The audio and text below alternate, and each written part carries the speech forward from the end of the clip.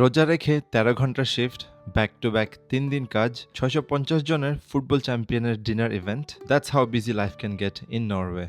আজকের shift actually অনেক interesting. There is a dinner banquet for Stavanger football club called Viking. ওরা ৩৪ বছর পর লাস্ট সিজনে চ্যাম্পিয়ন্স হয়েছে, সো আজকে ওইটার সেলিব্রেশন হবে। And you can guess it's going to be a crazy night. Day 1 12টার দিকে বাসা থেকে বের হলাম, কাজে পৌঁছায় কুইকলি চেঞ্জ করলাম অ্যান্ড দি অ্যাকশন বিগিনস। এই টাইপের ইভেন্টে কাজ করতে আমার ভালোই লাগে। I would say much better than restaurants.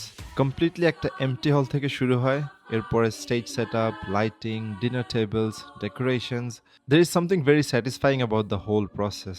And it's a lot of teamwork যেটা আমি অনেক এনজয় করি। Thank you so much. No worries.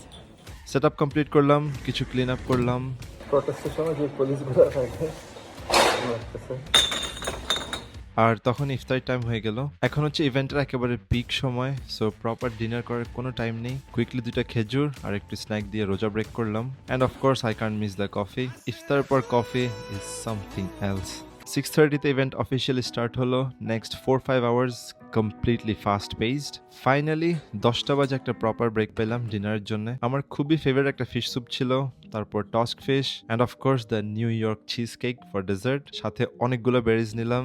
This is what I call a perfect dinner. But ইভেন্টের পরের পার্টটাই হলো আসল চ্যালেঞ্জ। 650 জনের ইভেন্ট মানে ইম্যাজিন 2000-এর বেশি গ্লাস, কাপস, প্লেটস, কাটলারিজ, পুরো রুম ক্লিন করা। আমার ব্যাটারি খুবই ফাস্ট কমতেছিল। অলমোস্ট 2টা বাজতেছে, এখন একটু ফিল হচ্ছে। It's been a long day. Finally exactly 13 ঘন্টার শিফট কমপ্লিট করলাম। ডে 2 আজকে ফ্রাইডে, সো প্ল্যান হলো কাজের আগে জুমা পড়তে যাব। আজকের আমাদের লাস্ট জুমা, এটা মিস করা যাবে না। জুমা পড়লে অনেস্টলি অন্যরকমের একটা শান্তি লাগে। কুইকলি চেঞ্জ করলাম, বাট কাজের জুতা আনতে ভুলে গেছি। আজকে চেলসি বুট পরেই কাজ করব।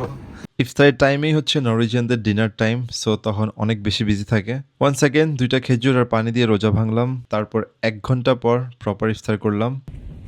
আজকে পুরো শিফটটাই অনেক বিজি ছিল। 10:30 বাজতেছে, মাত্র বাসায় আসলাম।